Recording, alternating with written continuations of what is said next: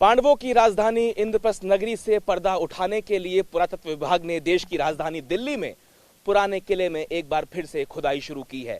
1954 से लेकर 60 के दशक तक, फिर 70 के दशक में और उसके बाद 2014, 15 और 17, 18 में ये आर्कियोलॉजिकल सर्वे ऑफ इंडिया पुरातत्व विभाग ने कई बार ये कोशिश की है कि यहाँ से कुछ अवशेषों को निकाला जाए ताकि ये बात साबित हो सके कि यहाँ पे इंद्रप्रस्थ नगरी थी।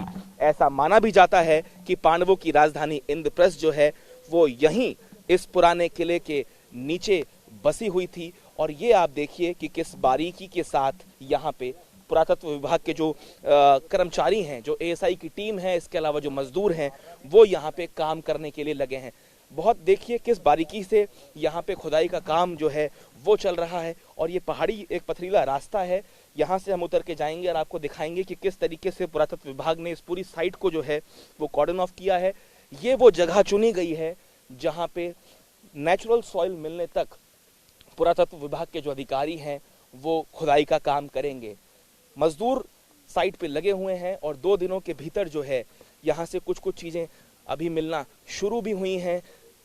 इस तरीके की जानकारी भी निकल के आई 2014 और 15 में कि यहाँ पे मिट्टी के कुछ टुकड़े ऐसे मिले, कुछ बर्तन इस तरीके के मिले जो काले रंग के थे, सलेटी कलर के थे। ये बर्तन जो पुरातत्व विशेषज्ञों के अनुसार भूरे रंग के थे और इनमें ये ऐसा माना जाता है कि महाभारत काल में इस तरह के बर्तन जो है विख्यात थे।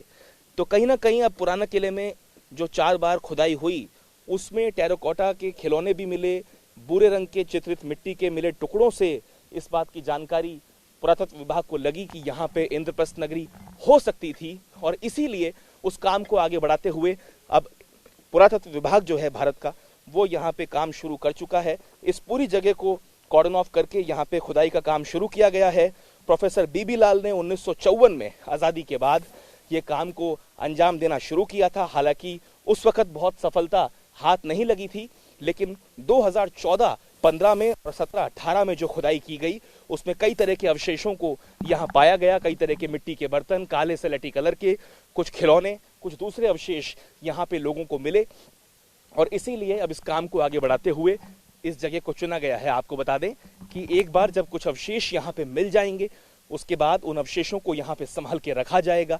एएसआई इस इलाके को भी पर्यटन के लिए खोलेगा और साथ साथ इस जगह को पूरा कवर किया जाएगा ताकि बारिश के मौसम में इस जगह को प्रिजर्व किया जा सके और ताकि जो एएसआई की टीम है वो इस जगह को पर्यटन के लिए खोल भी सके। पुराना किला दिल्ली में एकमात्र ऐसा स्थल है जहां पर लगातार जो है 2500 सालों का इतिहास हम देख सकते हैं। यहाँ जो पिछली खुदाइयाँ हुई हैं 2013-14 में या 2017-18 में भी, और उसके पहले भी हम यदि 1970s की हम बात करें तब भी जो एक्सकेवेशन हुए हैं इसमें मौर्य काल से लेके और मुगल काल तक के लगातार सांस्कृतिक क्रम हमको यहाँ खुदाई में मिलता है। हर काल के यहाँ स्ट्रक्चर्स हैं और ह्यूमन एक्टिविटीज़ हैं, डिफरेंट किस्म की एंटिक्विटीज़ यहाँ पे हमको प्राप्त हुई हैं। प्राचीन यदि हम साहित्य की बात करें तो इस स्थल को हमेशा से ही महाभारत के इंद्रप्रस्थ से जो है आइडेंटिफाई किया जाता है और उसी से इसको कोरिलेट किया जाता है। अभी तक जो पुराने किले में खुदाइयाँ हुई हैं 70s में या रिसेंट में हम बात करें 2013-14 में और 2017-18 में, उसमें जो एविडेंसेस निकल के आए हैं उसमें हम कह सकते हैं कि प्री मौर्य काल से लेके और मुगल काल तक के एविडेंसेस हैं। लेकिन अभी तक हम किसी भी ट्रेंच में जो है लोएस्ट लेवल को टच नहीं कर पाए हैं। इस साल हमारा प्रयास होगा कि जो सबसे नीचे कौन सी सभ्यता है, सबसे पहले किस सभ्यता के लोग यहाँ आकर बसे, उसको निकाला जाए। तो लोअर कल्चरल लेवल को टच करने के लिए इस बार हमारा पूरा प्रयास रहेगा। और जो इसकी एक अनुमान है कि संभवतः यहाँ पीजीडब्ल्यू कल्चर के लोग आकर सबसे पहले बसे होंगे, तो उसको खोजने के लिए भी इस साल प्रयास किए जाएंगे। दिल्ली में जो दर्शक आते हैं वो अभी हमको जो देखते हैं वो मुगल काल के स्ट्रक्चर हैं और कॉलोनियल पीरियड के स्ट्रक्चर हैं। लेकिन ये खुदाई से पुराने किले में ये सिद्ध हुआ है कि दिल्ली का इतिहास उससे कहीं ज़्यादा पुराना है।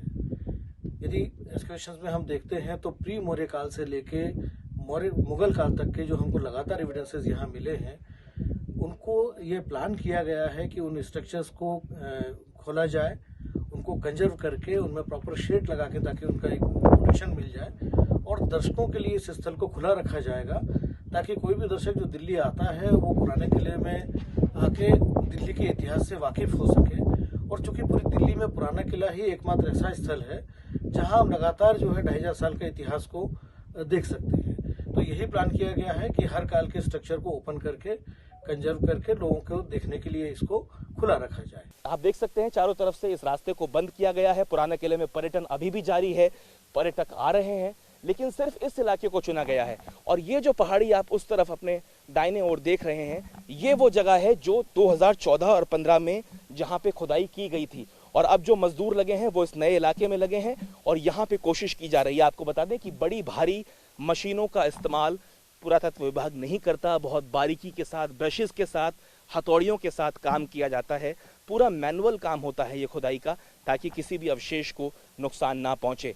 तो अच्छी खबर है, अगर सरकार की ये कोशिश सफल होती है, एएसआई की ये कोशिश सफल होती है कि वो कुछ अवशेष हमारे और आपके लिए निकाल सकें इस मिट्टी से, ताकि ये पता लग सके कि आखिर इस मिट्टी की हकीकत क्या है, क्या कुछ इसके अंदर समाया हुआ है। ये जानकारी पुरातत्व विभाग जो है आप तक और हम तक साझा करेगा आने वाले भविष्य में। कैमरामैन विजय ममगई के साथ शिवांग माथुर, TV9 भारतवर्ष, दिल्ली।